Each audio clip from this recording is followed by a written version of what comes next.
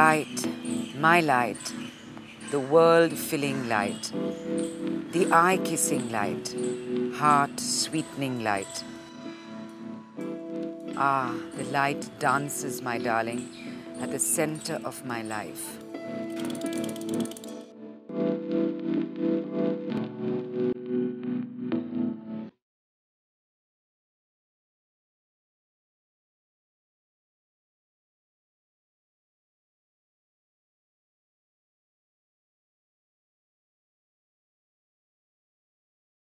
Art is the reason we remember. It is the legacy of changing civilization. From the crude sketches on the walls of caves to Egyptian papyrus paintings, from the Italian Renaissance to religious art across different faiths, art is what helps us to understand our heritage, our past, which is what shapes our present.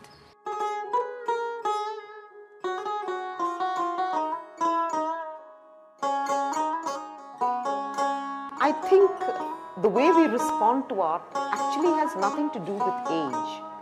It has everything to do with perception, and it has everything to do with ways of seeing.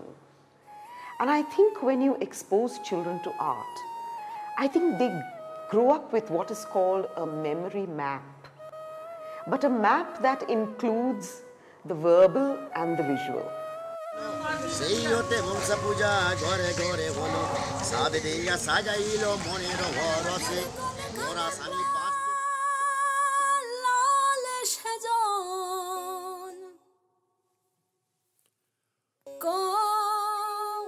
The genesis of contemporary art in India owes much to the setting up of a remarkable university at Shantiniketan, with its small but very significant art school, Kala Bhavan. Tagore's Shantiniketan was a part of his unique vision of returning to our roots, an educational institution where he initiated a revival of the Gurukul tradition, based on the philosophy of the Upanishads. A place where the classes would be held in the midst of nature and whose architecture and outlook would harmonize with its natural surroundings. Tagore's liberated views implied that Kala Bhavan was the first art school to flourish without British patronage, and this naturally endowed it with an empowering sense of creative freedom and thought. Rabindranath believes in Vishwa and Bharati. Vishwa sathe joge jethaye biharo. He believes in the contacts with the larger part of the world, Vishwa and Bharati. Vishwa means the globe and Bharati means the India. And there is a connection of India with the other world. The Kala Bhavan philosophy renewed the Indian aesthetic inspired by Buddhist and Vedic thought. Best summed up as a brand of creative eclecticism, it drew as much from earthy Indian art as much as it did from the delicate lines of art from China and Japan. You can say that Kala Bhavan started working from 20s. 21st was the university started. They actually created the first movement of Indian art, and Tagore was one of the major participants in that himself. Shantiniketan was a space where students could give unbridled expression to poetic leanings and creative artistry in multiple mediums. A space where they could transform their lives from the mundane as if by some magical alchemy.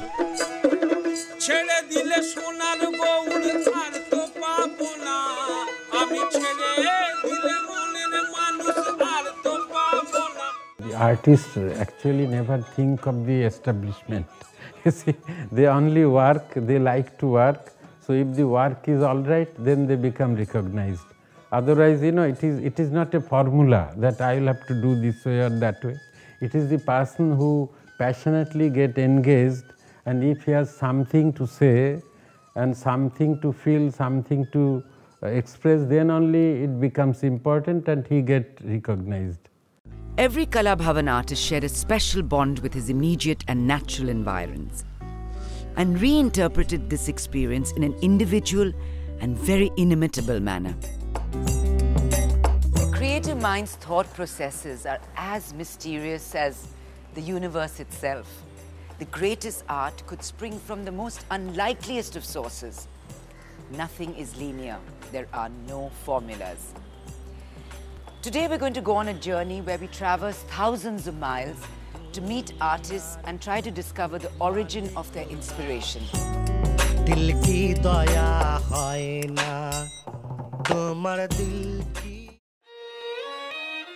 Experience, isolated and clarified by the mind's eye, becomes an artist's signature. I think you look at inspiration in two ways. You either look at inspiration as a journey, or you look at inspiration as a stimulus. And depending on how we translate inspiration, it could be the catalyst, it could be something that has ignited a thought, and then you work upon that thought.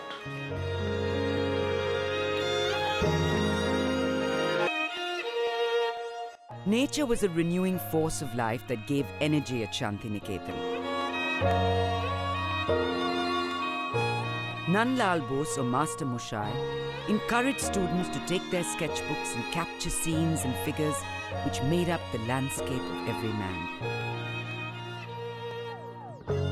His own art juxtaposed classical content with folk art in a unique artistic language.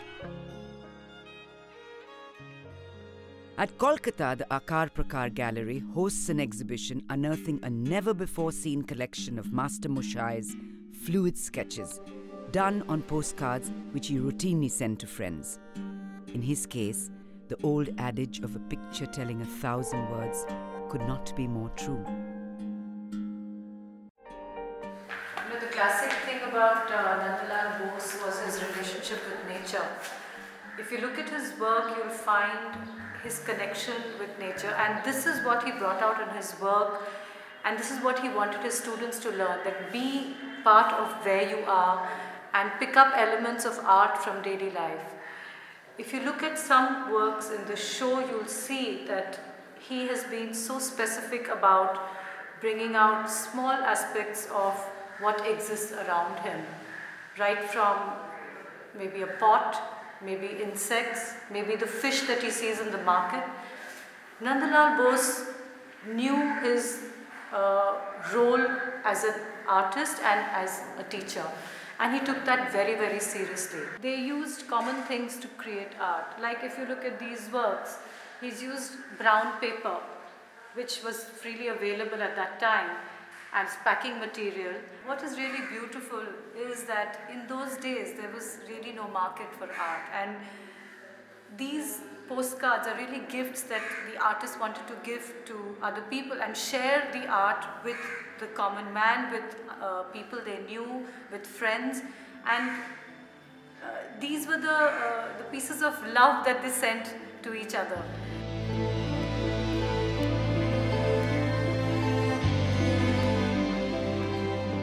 As a teacher, Nandlal's emphasis was on liberty of thought and freedom of expression.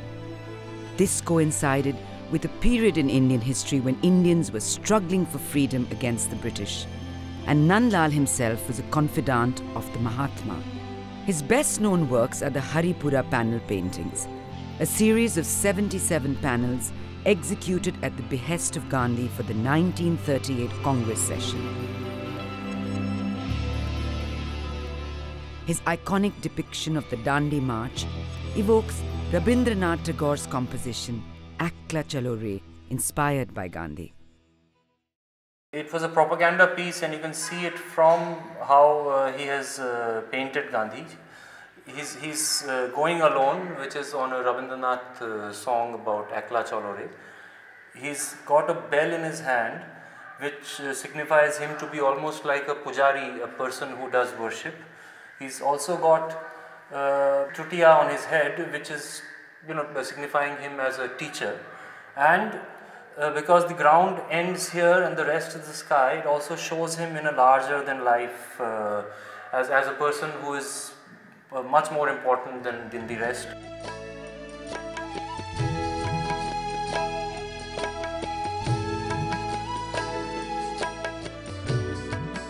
The advent of modernism in institutions such as Kala Bhavan provided artists in post-1920 India a powerful tool of colonial resistance. Nandlal was a torchbearer of this expression. While Nandlal Bose was formally setting up Kala Bhavan, the British had already established a great many art schools in India. These, of course, only focused on industrial and applied art, churning out a battery of surveyors, engravers and draftsmen.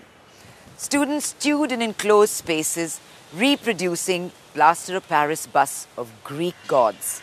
While in Kala Bhavan's open-air classes, the emphasis was on individual creativity, rooted in nature and everyday events.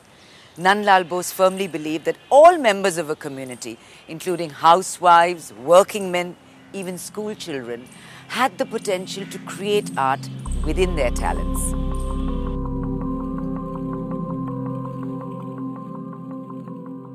A. Ramachandran, celebrated artist and sculptor from Kala Bhavan, imbibed much from Master Mushai, the foremost being the return to nature to recharge his creative batteries. Nandlal Bose was a great teacher. He conceived an art curriculum for a modern India. Shantiniketan's relevance is that the first group of people who started thinking what should be a new visual language for modern India after independence. Yes. So you know that Nandlal Bose has designed the Constitution of India. Even your Padma Bhushan medals you get, these are all designed by him. They had their culture, the Indian culture in the back of their mind. Whatever they designed, they did not look at the Scandinavian magazines to produce the most modern designs, but they designed things from our own culture. Ramachandran's connect to nature is so strong, partly the result of the Shantiniketan experience, that he painted his own manifestations as an intrinsic part of his compositions. His sculptures, too, often feature his own visage. I strongly believe that every artist who understands the principles of nature in its internal structure, only he can create a work of great authenticity. Otherwise, it will be purely external recording. Although A. Ramachandran may have left Shantiniketan many years ago, clearly Shantiniketan never left him, like so many others before and after, one of whom he shares his life with, his wife, Chameli Ramachandran.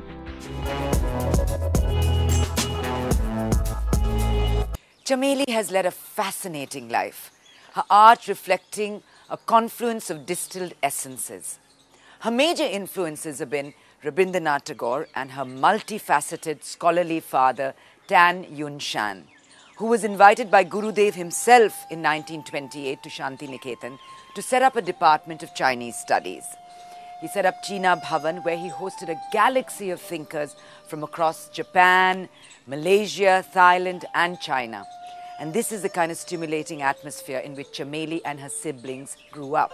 Chameli's recent retrospective at New Delhi's Vadera Art Gallery showcased her delicate techniques, imbibed from her father's skill in Chinese calligraphy and her fascination with Tagore's verse as a source of inspiration.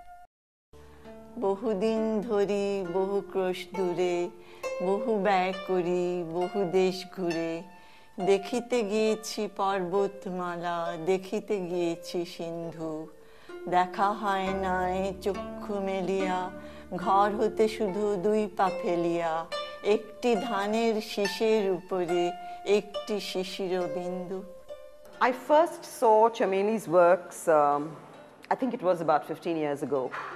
And I found that it had a very wispy quality and something very ephemeral about it. When I started painting, these works have come naturally. It was not a conscious effort of I must paint like this or that. Not that. This was your natural style. Yeah, it came out naturally. Chameli expresses herself through the brush with Chinese ink. The variations in the intensity of ink create a sense of body even in the blank spaces. Through economy in application of the medium, she executes a controlled balance between form and space. Her work has a Zen-like signature which stems from her cultural lineage. Life without art is drab and basic, reduced to mere existence. In this age of intense specializations, where are the Da Vincis of our time? Mired in the mundane, governed by materialism, lost leading lives of quiet desperation, unaware of the humanizing power of art and its ability to illuminate the world around us. At the simplest level, art pleasures the senses, but at a much, much deeper level, it aims to interpret and find meaning in the human condition.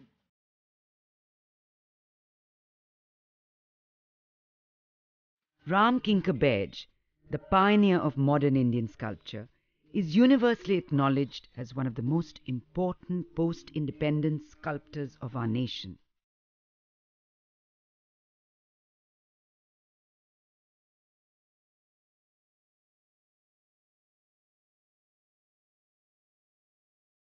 A genius with a bohemian lifestyle and one whose work made a powerful, enduring impact.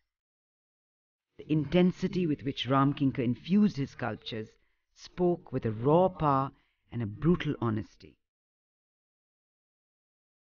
Ram Kinkar, he used to come to the studio and he created his own space. Within that space, he was absolutely like kind of really created space that he ruled within. And where he made sculptures, and my association was that, well, I go and work as an assistant, sometimes to make the mold, and sometimes cast his sculptures, especially for a couple of pieces. I remember that in 1975, he made one that was called The Sacrifice, where there are 3 men dragging a goat, and the one that was dragged has a human head. So that was just a sort of a reflection on his ideas and the kind of sacrifice that many of the young people faced during the Naxalite period, I suppose. So what I'm trying to say, Ram Kinkar took to the idea of working even those period from the very 30s to the 70s. He was working on various ideas, various mediums, and we could learn from his way of doing things. So it was not a way of teaching, but it was a way of learning for students. Perhaps he, more than any other artist, personified the Shantiniketan ethos that an artist should be able to create out of any material in many diverse art forms. Baij's large cement works, Milkol and Santhal family, have contributed to his iconic status. With no money for bronze or marble, he expressed himself through his own concoction of gravel mixed with cement. There were times when his creative urge was so strong that often he would paint over his own finished canvases. He always worked with certain lacks, in the sense that lacking materials. So obviously he had to depend on the same painted surface to make another painting. So this practice was probably one of the reasons that, the pigment has become very thick on the canvas or whatever surface. So this pigment itself became a surface for him for the next painting. Ram Kinkar's waterworks were very spontaneous and expressive, with lines that swirled with rhythmic cadence.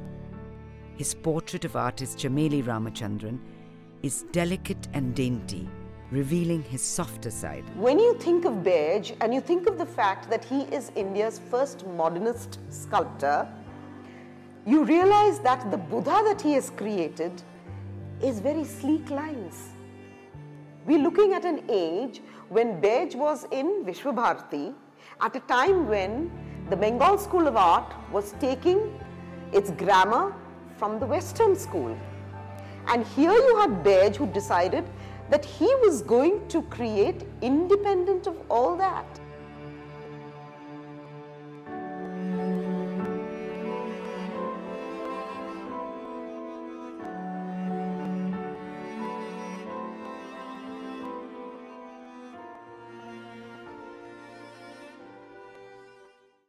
Shantiniketan represents a distillation of Rabindranath Tagore's philosophy, life, and some of his greatest work.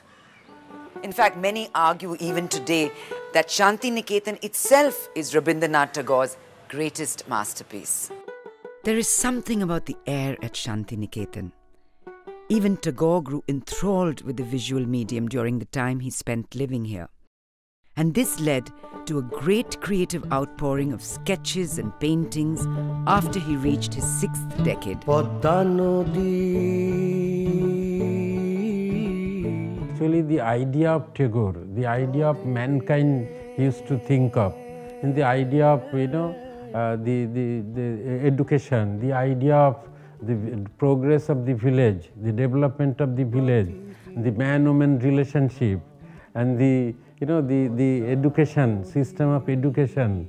So I think that everything what he talked about impressed me and impressed many people like us. When you are here, you feel that he is still alive. I felt like that. He just walked in the streets here. So we feel that he is still alive there and his spirit is alive. So that gives us a lot of ideas and strength to us. Decades after Bej, a young artist couple who are also alumni of Kala Bhavana at Shantiniketan prove how the impetus provided by the school to individual freedom is alive and well. How experimentation with new material still thrives.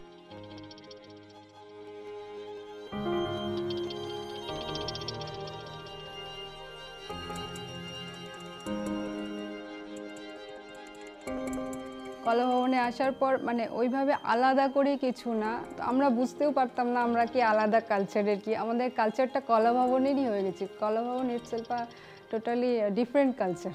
শান্তিনিকেতনে এসে সেটা আমরা দেখলাম সত্যি আমরা সবাই রাজা। এখানে কলা ভবনে এসে চরিত্রটা দেখলাম একদম অদ্ভুত অন্যরকম। তো সেখানে আমাদের কে হিন্দু, কে মুসলিম, কে খ্রিস্টান, তা আমরা সবাই এক। আর তাছাড়া আমাদের ছবি আঁকার লাইনে তো আমাদের কোনো জাত হয় না, আমরা শিল্পী, আমরা ছবি আঁকি, ওটাই আমাদের প্রথম কথা, শেষ কথা, ওর জন্যই মরে যাব লাস্ট পর্যন্ত। In order to ensure the spread of culture and the arts, Shantiniketan holds festivals and cultural events throughout the year. The most colourful and vibrant festival of them all is the Posh Mela.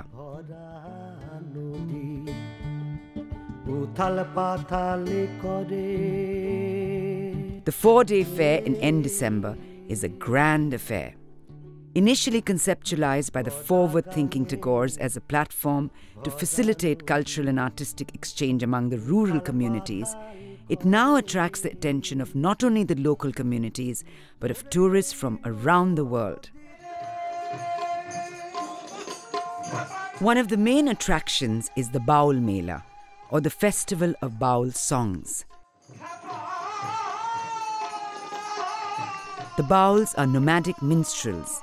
Their life is not just about music, it is also about reveling in lives of complete freedom, with little worry about material possessions.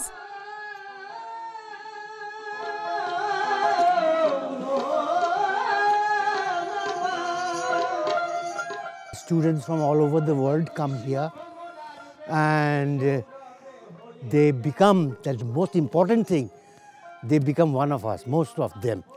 And they love this place and they come back again and again. They never forget Shantiniketan. And whoever comes here absorbs something of Tagore's spirit from here. So it still exists. Tagore is still here around us.